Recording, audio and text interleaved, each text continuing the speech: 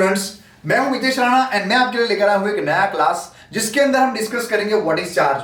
तो चार्ज क्या होता है, कैसे पैदा होता है, कहां से आता है, ठीक है, सब कुछ हम डिटेल में सीखेंगे एंड फील करते जाना।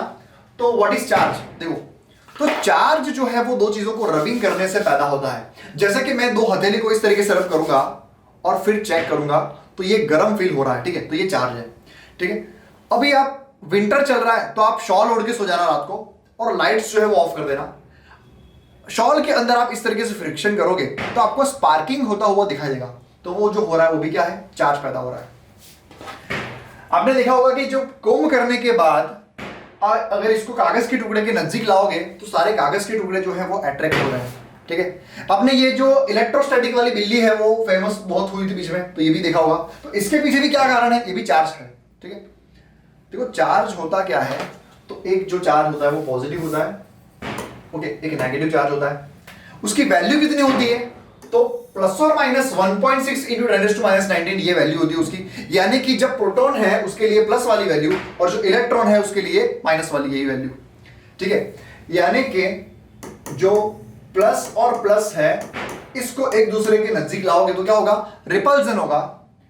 प्लस और माइनस को एक दूसरे के नजदीक लाओगे तो क्या होगा, अट्रैक्शन होगा। और माइनस को एक दूसरे के नजदीक लाओगे तो भी क्या होगा, रिपल्जन होगा। अब यहां पर जो आपको माइनस दिखाई दे रहा है ना, वो इलेक्ट्रॉन है, और ये जो है वो भी क्या है, वो भी इलेक्ट्रॉन है, लेकिन इसको हम बोलते हैं पॉजिटिव इलेक्ट्रॉन। पॉजिटिव इलेक्ट्रॉन यानी पॉजिट्रॉन भी हम उसको बोलते हैं। ठीक है, तो उसके ऊपर से फिर नाम दे दिया इसको प्रोटॉन।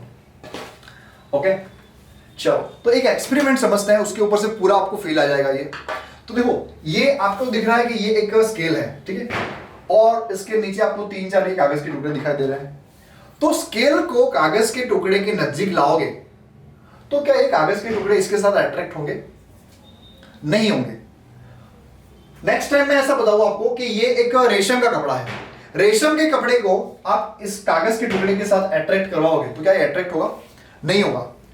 तो क्या रीजन है उसके पीछे, क्योंकि इसके पास जितने भी पॉजिटिव चार्ज है, स्केल के पास स्टार्टिंग में जितने भी पॉजिटिव चार्ज है उतने ही उसके पास नेगेटिव चार्ज है। ये कागज के टुकड़े के पास भी जितने पॉजिटिव चार्ज है उतने नेगेटिव चार्ज है। तो कागज के टुकड़े के पास कोई मोटिवेशन नहीं है उसको अट्रैक्ट होने के लिए। ठीक है, दूसरी बात, ये जो रेशम का कपड़ा है उसके पास भी जितने पॉजिटिव चार्ज है उतने नेगेटिव है, और कागज के टुकड़ों के पास भी जितने पॉजिटिव है उतने नेगेटिव है। अब जितने पॉजिटिव उतने नेगेटिव बॉडी के ऊपर होते हैं उसको हम क्या बोलते हैं, उसको बोलते हैं कि उसका नेट चार्ज है 0। ओके, उसका नेट चार्ज है 0। अब समझो कि मैं ये स्केल को और ये रेशम के कपड़े को दोनों को साथ में लेकर थोड़ा टाइम रबिंग करवाता हूं। रबिंग करने के बाद जब मैंने इसको अलग किया तो ये समझ आया कि स्केल के ऊपर पूरा पॉजिटिव चार्ज चला गया, यानी कि इसके पास, रेशम के कपड़े के पास जो पॉजिटिव था वो भी सारा शिफ्ट होकर यहां पर चला गया, और इसके पास जो नेगेटिव था वो सारा यहां पर शिफ्ट हो गया। यानी कि स्केल पूरी पॉजिटिवली चार्ज हो गई और जो रेशम का कपड़ा था वो पूरा नेगेटिवली चार्ज हो गया। ठीक है, और जो कागज के टुकड़े हैं वो तो एज इट इज है।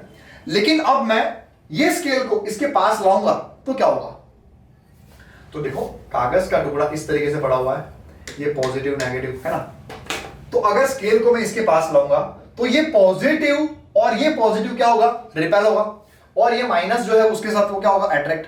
यानी जो कागज का टुकड़ा ऐसे पड़ा हुआ है वो थोड़ा ऐसे मुड़ जाएगा और इसका नेगेटिव ऊपर पॉजिटिव नीचे चला जाएगा, अब ये इसके साथ अट्रैक्ट हो जाएगा। ठीक है, यानी कि इसी तरीके से ये सारे कागज के टुकड़े यहां पर अट्रैक्ट हो जाएंगे क्योंकि ये पूरा पॉजिटिवली चार्ज है। इसी तरीके से ये कागज के टुकड़े का जो पॉजिटिव है उसके वजह से इसके साथ अट्रैक्शन हो जाएगा। ओके, और ये माइनस जो है वो रिपल्जन होकर नीचे आ गया। ठीक है, तो ये हो रहा है। अब एक बात समझो कि जो अर्थ है, अर्थ वो भी पूरी चार्ज से भरी हुई है, यानी अर्थ के पास भी जितने पॉजिटिव है, जितने पॉजिटिव चार्ज है उतने ही क्या है, नेगेटिव चार्ज। यानी अर्थ का भी क्या है, नेट चार्ज 0। अर्थ का भी क्या है, नेट चार्ज 0। लेकिन अगर मैं ये स्केल को अर्थ के ऊपर ऐसे छोड़ दूं, फेंक दूं ऐसे, या फिर रेशम के कपड़े को भी नीचे फेंक दूं मैं, तो क्या होगा, ये पूरी जो पॉजिटिवली चार्ज है उतने ये नेगेटिव यहां से क्या होगी, अट्रैक्ट कर लेगी, यानी कि ये स्केल के पास सारे नेगेटिव इसे चले जाएंगे। ये रेशम का कपड़ा है तो पूरा जो नेगेटिवली चार्ज है तो उतने वो प्लस उठा लेगा। यानी अब क्या हो गया, अर्थ के पास से इसके पास थोड़े माइनस चले गए, इसके पास थोड़े प्लस चले गए। इससे हुआ क्या, तो स्केल का फिर से नेट चार्ज 0 हो गया। इससे हुआ क्या, रेशम के कपड़े का फिर से नेट चार्ज 0 हो गया और इसका भी नेट चार्ज 0 है, अर्थ का भी नेट चार्ज 0 है। उसका मतलब क्या हुआ, ये तो जो स्टार्टिंग में सिचुएशन थी पहले वाली, जो एक दूसरे के साथ अट्रैक्ट नहीं हो रहे थे, वही सिचुएशन फिर से आ गई। इसका मतलब क्या है कि चार्ज जो है कोई भी पैदा नहीं हुआ, कोई नया चार्ज नहीं आया, खाली यहां से वहां शिफ्ट हुए चार्ज। ओके, चलो आगे समझते हैं। तो कोई भी बॉडी के ऊपर चार्ज है कि नहीं है वो कौन चेक करता है, तो वो इंस्ट्रूमेंट है, वो चेक करता है इलेक्ट्रोस्कोप। इलेक्ट्रोस्कोप से हमें पता चलता है कि बॉडी के ऊपर चार्ज है या नहीं। जैसे कि मैं आपको बात करूं, यहां पर ये जो इलेक्ट्रोस्कोप है वो पूरा कवर्ड होता है ग्लास से, ठीक है, और उसके अंदर जो है ये क्या होता है, तो gold foil. Okay, gold foil ले सकते हो, सिल्वर फॉइल ले सकते हो, कागज के टुकड़े भी ले सकते हो, लेकिन गोल्ड फॉइल जो है वो क्या है, बहुत हल्की होती है वेट में, इसलिए गोल्ड फॉइल लिया।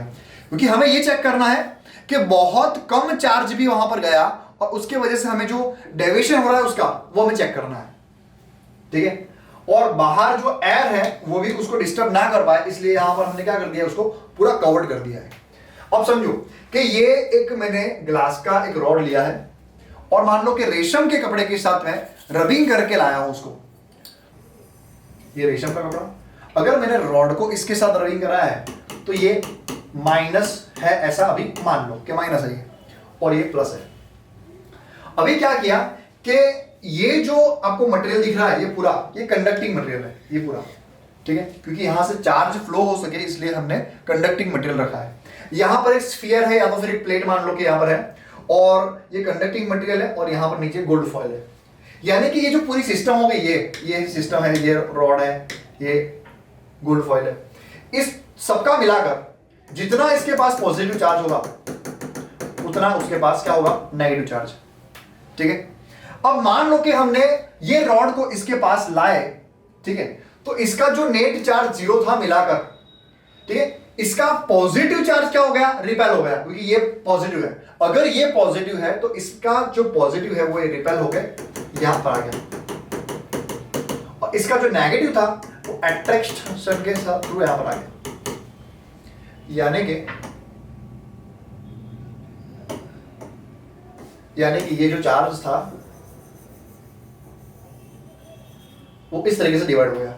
यानी इसमें हुआ क्या लास्ट में, कि ये जो गोल्ड फॉइल है वो पूरी पॉजिटिवली चार्ज हो गई, पूरा पॉजिटिवली चार्ज हुआ, तो पॉजिटिव पॉजिटिव एक दूसरे से क्या होगा, रिपल्जन होगा।